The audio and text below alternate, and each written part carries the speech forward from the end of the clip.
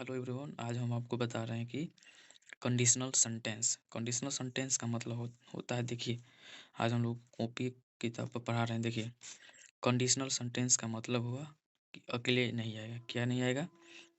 अकेले नहीं आएगा। दो सब्जेक्ट और दो वर्ब होंगे, यानी एक प्रिंसिपल क्लॉज रहेगा और दूसरा का सबऑर्डिनेट क्लॉज। यानी इसमें दो गो क्लॉज रहेंगे। क्या रहेंगे? दो गो क्लॉज। ठीक है। अब यहाँ पे दो क्लॉज हो गया। अब यहाँ पे मैं ये भी बता देता हूँ कि दुनिया का कोई भी शर्त वाला सेंटेंस वो रहेगा तो सिंपल प्रेजेंट रहेगा 90% और सिंपल पास्ट रहेगा 5% और पास्ट परफेक्ट 5% प्रयोग किए जाएंगे। इसके बाद आने वाला क्लॉज में मॉडल का प्रयोग होगा। क्या होगा? मॉडल का। और देखिए, फिर यहाँ पे हम आपको बता देते हैं कि ऑनटिल और ऑनलेस क्या होता है। देखिए, ऑनटिल और ऑनलेस इसका हिंदी हुआ जब तक नहीं। जब तक नहीं का मतलब होगा कि ये एक निगेटिव वर्ड हो गया। इसके साथ no, no, not, never, no, not, never का प्रयोग हम लोग नहीं करेंगे। ये होगा टाइम कंडीशनल। टाइम कंडीशनल यहाँ पे अनटिल में डबल एल नहीं रहेगा। समझ में आया? यहाँ पे अनटिल में डबल एल नहीं रहेगा। चलिए, ये हो गया शर्त। अनटिल अनलेस भी शर्त वाले वाक्य यानी हजारों हैं। ठीक है। अब देखिए, अब इसका एग्जाम्पल और सब कुछ हम आपको बता देते हैं। देखिए, यहाँ पे देखिए, अनटिल और अनलेस ये है अनसर्टेन टाइम, ये है सर्टेन टाइम। अनटिल ये हट गया, अनलेस अनसर्टेन टाइम। ठीक है। अब देखिए, जब हम आपको बोलते हैं जब तक नहीं पढ़ोगे तब तक तुम पास नहीं होगे। जब तक तुम नहीं पढ़ोगे तब तक तुम पास नहीं होगे, यानी जब तक तुम नहीं पढ़ोगे तो पास कहाँ से होगे? अब देखिए, यहीं पर ठहरो जब तक मैं नहीं आता हूँ। और देखिए, यहाँ पे अनटिल का प्रयोग होगा क्योंकि ये टाइम का बोध करा दिया। क्या कराया? टाइम का बोध। जैसे कोई नहीं कहता कि तुम ठहरो तब तक मैं आ रहा हूँ, तो ये टाइम का बोध करा रहा है, तो इसीलिए यहाँ पे अनटिल का प्रयोग होगा। हम फिर आगे बताएंगे कि अनटिल अनलेस इफ वगैरह ये सब कुछ बताएंगे।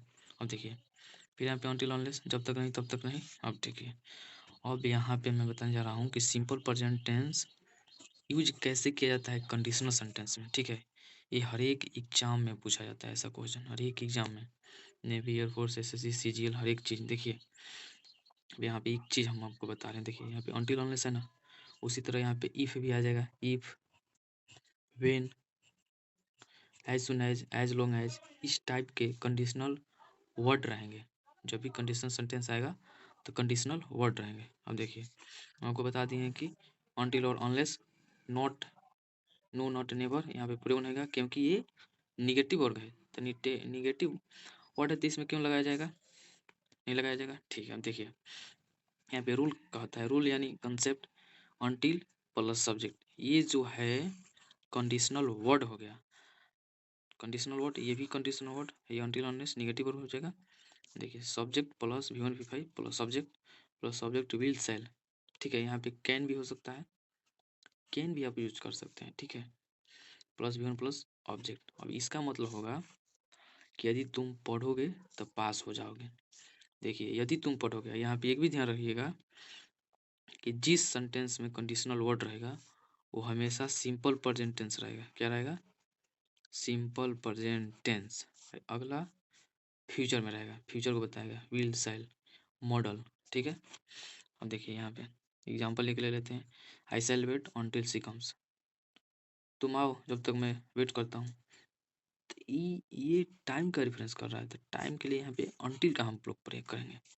देखिए, इसी को हम इधर उधर लिख दिए हैं। Subject V1 V5 object, subject will sell V1 object. इसी को हम इधर इधर यहाँ पे लिख दिए हैं।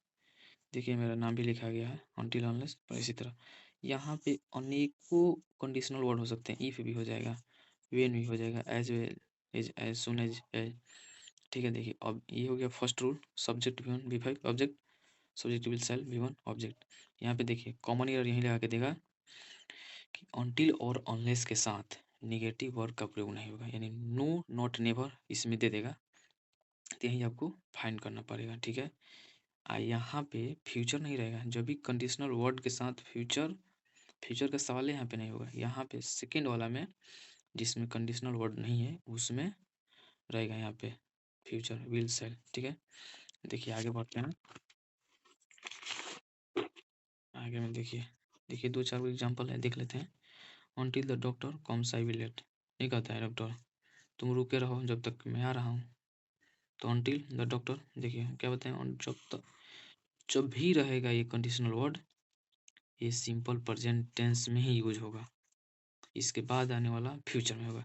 इसी तरह देखिए 5-6 एग्जांपल है। इसी तरह यहाँ पे हम लोग अंटिल और अनलेस लिए हैं। यहाँ पे इफ, वेदर, आप एज सुन एज, वेन, आप अनेकों सेंटेंस आप बना सकते हैं।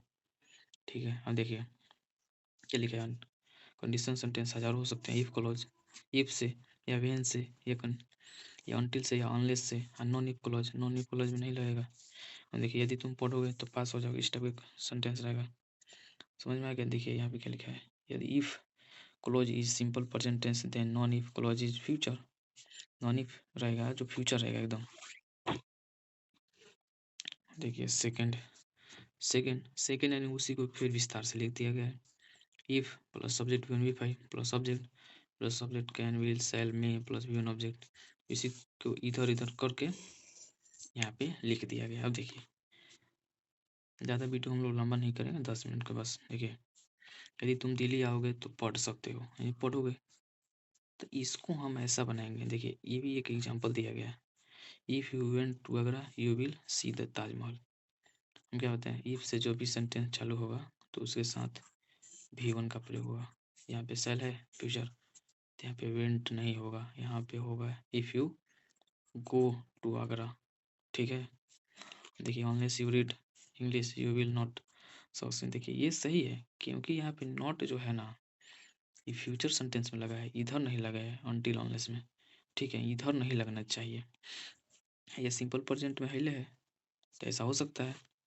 देखिए फिर ऐसा, if you will come here I can teach you. देखिए यहाँ पे फिर फ्यूचर जो सेंटेंस है, इसमें हमेशा याद रखिए कंडीशनल वर्ड आएगा नहीं, नहीं आएगा तो गलत, यानी इसी को हम लोग कम कर देंगे, इसको इसको काट देंगे, इसको कम कर देंगे, then I can teach you. ठीक है, अब इसी तरह लाइक कर दीजिए। ठीक है, अगर चैनल को अच्छा लगे तो। हम गए थे ना, तो इसी तरह ऐसा पूछा था। ठीक है।